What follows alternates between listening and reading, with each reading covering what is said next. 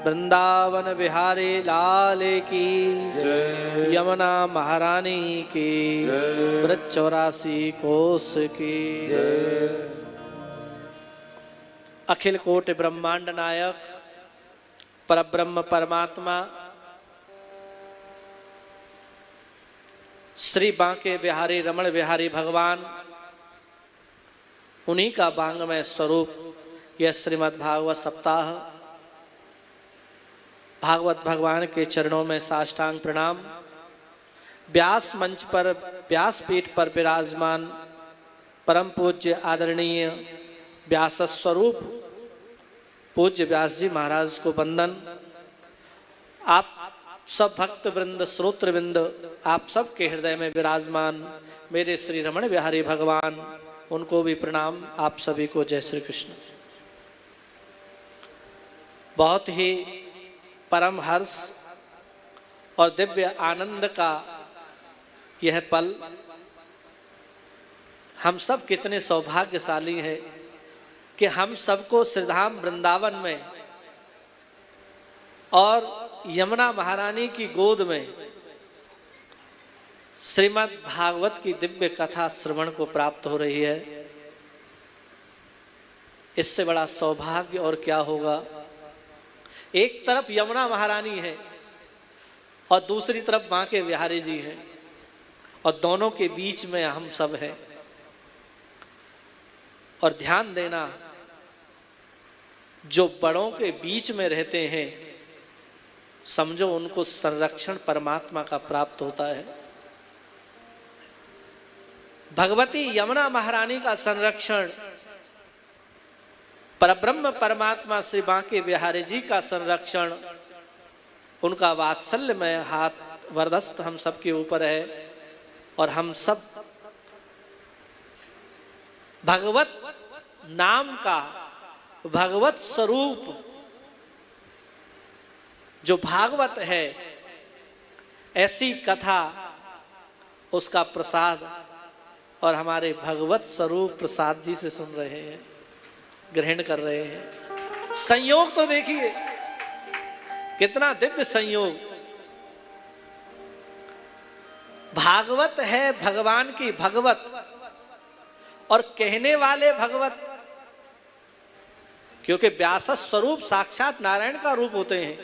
इसीलिए हम लोग व्यास भगवान को साष्टांग प्रणाम करते हैं, क्योंकि व्यास पीठ पर बैठने वाले जो पुरुष होते हैं, महापुरुष होते हैं, वो एक साधारण व्यक्ति नहीं होते, वो भगवान का ही स्वरूप होते हैं। इसीलिए भगवत स्वरूप जी के द्वारा इस भागवत का प्रसाद हम सब ग्रहण कर रहे हैं, और वह प्रसाद हम सबको कृतार्थ करता है। कोरोना काल का लंबा समय आप लोगों के सामने से गुजर गया। ना कोई कथा, ना कोई भक्ति, घरों में कैद बंद थे, लेकिन बांके बिहारी जी ने आप पर सर्वप्रथम कृपा करी है। मुझे नहीं लग रहा कि वृंदावन में कहीं कथा और चल रही होंगी, लेकिन आप लोग भाग्यशाली हैं जो परमात्मा ने आप पर कृपा करी है। मैं एक ही बात कहूंगा, गुरुजनों के आशीर्वाद से, उनकी कृपा से, काशी विद्वत परिषद का प्रभारी होने के नाते, जो कि सनातन धर्म की सर्वोच्च संस्था है, उस पद में, उसमें एक छोटा सा पद है। हमारे धर्म में बहुत विकृतियां हो रही हैं। हम सबको यह ध्यान देने की जरूरत है कि वक्ता कौन हो। वक्ता श्रेष्ठ होना चाहिए, तभी आपका कल्याण होगा।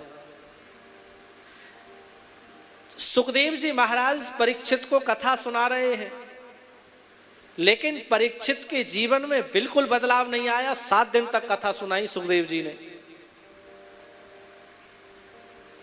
बिल्कुल परिवर्तन नहीं आया। वो कथा सुनते रहे, भगवान की कथा सुनते रहे, लेकिन उसके जीवन में परिवर्तन नहीं आया 7 दिन तक। मैं ये बात इसलिए कह रहा हूं कि समर्थ और सामर्थ्य, योग्य अधिकारी, वक्ता, गुरु जब मिलेंगे तो निश्चित आपका कल्याण होगा। और ऐसे गुरु कृपा आप पर करने के लिए हर जगह हैं, लेकिन हम लोग उनको पहचान नहीं पाते। उनको पहचानने की जरूरत है। इसलिए भागवत के प्रथम स्कंद को अधिकार लीला कहा गया है। अधिकारी वक्ता और श्रोता की कथा है प्रथम स्कंद में, कि वक्ता कैसा होना चाहिए। सुखदेव जी 7 दिन तक कथा सुना रहे हैं और कई लोग गुरु जी के पास जाते हैं कि गुरुदेव हम पर कृपा करो, हमारी दुकान नहीं चल रही है, हम पर लक्ष्मी आ जाए, हम पर कृपा बरस जाए। ये सब सांसारिक चीजें हैं, इसमें हम भ्रांति में रह जाते हैं। संतों के पास, सदगुरु के पास में तो एक ही बात हमें पूछनी चाहिए कि भगवत भजन कैसे होगा, भक्ति कैसे होगी। सुखदेव जी से प्रश्न खूब किए हैं परीक्षित जी ने। सुखदेव जी कथा सुना रहे हैं, लेकिन जीवन में परिवर्तन नहीं हुआ। वो ज्ञान परीक्षित के हृदय में प्रकट नहीं हुआ। 7 दिन हो गए। जब 7वें दिन अंत में सुखदेव जी ने कहा, हे परीक्षित, पशु बुद्धि मिमाम जही, कि पशु बुद्धि को छोड़। और जैसे ही ये कहा, तत्क्षण परीक्षित के अंदर ज्ञान प्रकट हो गया कि हाँ गुरुदेव, ये तो मेरी पशु बुद्धि थी, मैं ये कह रहा मेरे सगे संबंधी, और मैं ये शरीर, मेरा शरीर।